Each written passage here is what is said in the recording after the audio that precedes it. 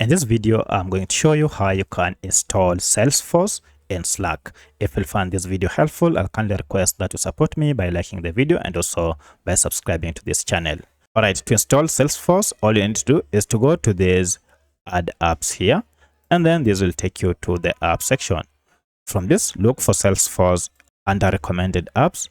But in case you can't see, for instance, I can't see Salesforce here, just go ahead and use the search function here. Then search for Salesforce, and you can see we have Salesforce for Slack available here. Now go ahead and click on it to start installation, or you can install it directly by just clicking on install here. So that's how you can install Salesforce on your Slack account. If you have any other question, kindly let me know in the comment section. Otherwise, thanks for watching and let's meet in the next video.